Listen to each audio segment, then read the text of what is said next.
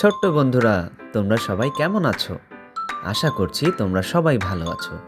আজকে আমরা একটা গল্প শুনব। কি তোমরা গল্প শুনতে প্রস্তুত তো? আজকে আমরা তৃতীয় শ্রেণীতে পড়াশোনা করছে এমন দুটি বন্ধুর গল্প শুনব। আমাদের গল্পের প্রথম চরিত্রের নাম হচ্ছে আশিক। আশিক খুবই মেধাবী একজন শিক্ষার্থী। সে ক্লাসের ফার্স্ট বয়। সে সব সময় পরীক্ষায় অনেক ভালো নম্বর পায় এবং সব সময় সে ক্লাসে ফার্স্ট হয়। কিন্তু আশিক পরীক্ষায় যেমন ভালো নম্বর পায়, সবার সাথে না সে ভালো আচরণ করে না। এই যেমন আশিকের ক্লাসেই একটি মেয়ে আছে, তার নাম হচ্ছে লুবনা। লুবনা খুবই ভালো একটি মেয়ে, খুবই লক্ষ্মী মেয়ে। সে নিয়মিত ক্লাসে আসে, ক্লাসের পড়া দেয়। তবে লুবনার না কিছু শারীরিক প্রতিবন্ধকতা রয়েছে। জন্ম থেকেই লুবনার একটি পা নেই।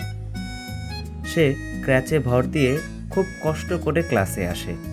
তবে লুবনা কিন্তু তার এই প্রতিবন্ধকতার কারণে কোনো কিছু থেকে পিছপা হয়নি। সে নিয়মিত ক্লাসে আসে, মনোযোগ দিয়ে ক্লাস করে। কিন্তু আশিক তাকে একদমই দেখতে পারে না। আশিক বিভিন্ন সময়, বিভিন্ন অজুহাতে, বিভিন্ন বাহানায় লুবনাকে জ্বালাতন করে। এতে লুবনার ভীষণ মন খারাপ হয়। সে আশিককে বলেছেও তার সাথে যেন কখনো সে এমন না করে, কিন্তু আশিক কখনো তার কথা শোনে না এবং যখনই সুযোগ পায় সে লুবনাকে জ্বালাতন করে। একদিন হয়েছে কি জানো, ক্লাসের শিক্ষক একটি দলীয় কাজ দিয়েছেন। স্যার যখন সবাইকে দলে ভাগ করে দিচ্ছিলেন, তখন তিনি লুবনাকে আশিকের দলে দেন। কিন্তু লুবনাকে দেখা মাত্রই আশিক বলে ওঠে, আমি লুবনাকে আমার দলে নেব না, ও তো প্রতিবন্ধী। এই কথা শুনে লুবনার ভীষণ মন খারাপ হয়। সে কান্না করতে থাকে। ক্লাসের অন্য সবাই তখন লুবনাকে সান্ত্বনা দেয়, লুবনাকে মন খারাপ করতে নিষেধ করে। কিন্তু এতে আশিকের কোনো ভাবান্তর হয় না। সে কোনোভাবেই লুবনাকে তার দলে সহ্য করতে পারছিল না।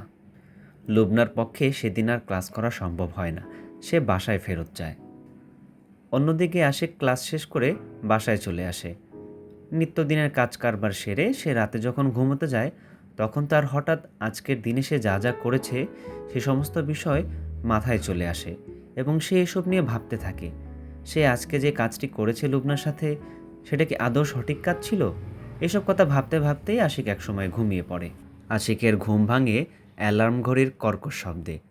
সে উঠে দেখে তার ৮টা বাজে স্কুলে যাওয়ার কথা, অথচ এখনই ৮টা ১০ বেজে গেছে। সে তাড়াহুড়ো করে লাফ দিয়ে বিছানা থেকে নামে, কিন্তু নামতে গিয়েই সে একেবারে ধপাস করে মেঝেতে পড়ে যায়। এ কি, সে কেন বিছানা থেকে পড়ে গেল? সে তাকিয়ে দেখে তার একটি পা নেই। আশিক ভীষণ অবাক হয়ে যায়। সে নিজের চোখকে বিশ্বাস করতে পারে না। সে যা দেখছে তা কি আদৌ সত্যি? সে চিৎকার করে তার মাকে ডাকে, বলে, মা দেখো, আমার একটি পা নেই, কি হলো আমার? সে অস্থির হয়ে কান্নাকাটি করতে থাকে। এরই মধ্যে তার মা ছুটে আসে, এসে বলে, আশিক, কি হয়েছে তোমার?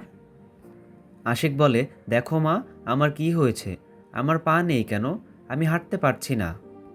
আশিকের মা তখন বলেন, বাবা, তুমি এসব কি বলছো? তোমার তো জন্ম থেকে একটি পা নেই। তুমি তো হাঁটতে গেলে তোমার ক্র্যাচ দরকার হয়। চলো, তোমাকে তাড়াতাড়ি করে আমি স্কুলের জন্য রেডি করে দিই, নাহলে তোমার দেরি হয়ে যাবে। কোনো রকমে রেডি হয়ে আশিক স্কুলে চলে যায়। সেখানে গিয়েও তার ভীষণ মন খারাপ হয়। সে গিয়ে দেখতে পায় সব স্টুডেন্টরা পিটির জন্য দাঁড়িয়ে গেছে, অথচ তার একটি পা না থাকার কারণে সে সবার সাথে পিটিতে অংশগ্রহণ করতে পারছে না। তার মনে পড়ে একসময় সে ক্যাপ্টেন থাকার সুবাদে সবার সামনে দাঁড়িয়ে সবাইকে পিটি করাতো, অথচ আজ তার এই শারীরিক প্রতিবন্ধকতার জন্য সে পিটিতে অংশগ্রহণ পর্যন্ত করতে পারছে না। সে ভীষণ মন খারাপ করে একপাশে বসে থাকে। তার মন খারাপের মাত্রা আরও বৃদ্ধি পায় টিফিন পিরিয়ডের পর।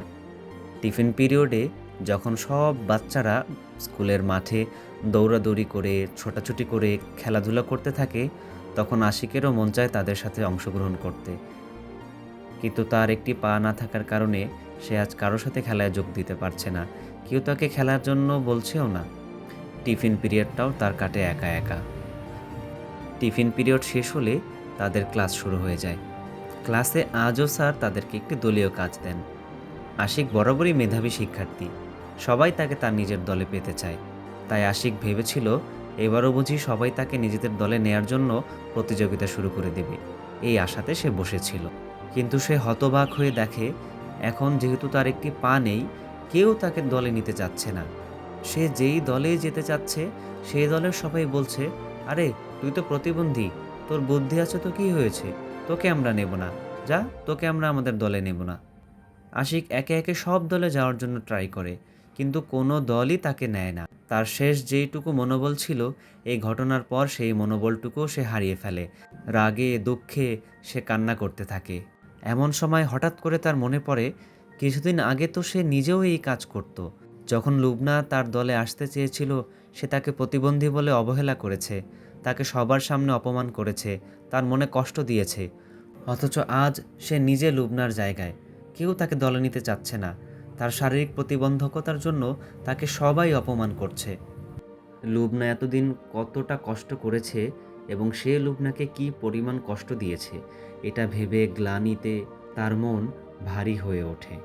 সে বুঝতে পারে প্রতিবন্ধকতা আছে এমন মানুষদের জীবন কত কঠিন, এবং সে আজ থেকে প্রতিজ্ঞা, সে আর কখনো শারীরিক হোক বা মানসিক হোক, কোনো ধরনের প্রতিবন্ধকতাযুক্ত মানুষকে সে কখনোই আর ছোট করবে না।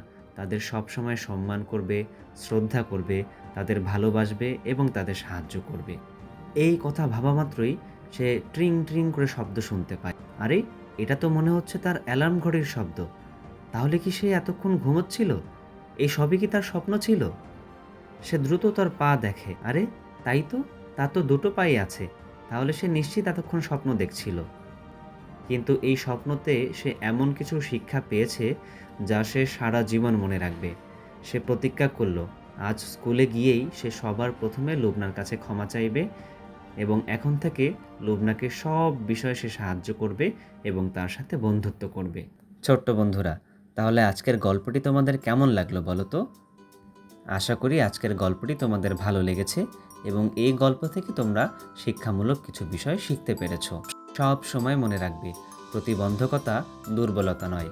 শারীরিক ও মানসিক প্রতিবন্ধকতা আছে এমন মানুষদের সব সময় ভালোবাসবে, সম্মান করবে এবং তাদের সাহায্য করবে। তাহলেই আমরা সবাই মিলে পৃথিবীকে একটি সুন্দর জায়গায় পরিণত করতে পারবো। আজকের মতো তাহলে এখানেই বিদায় নিচ্ছি। সবাই ভালো থেকো, সুস্থ থেকো।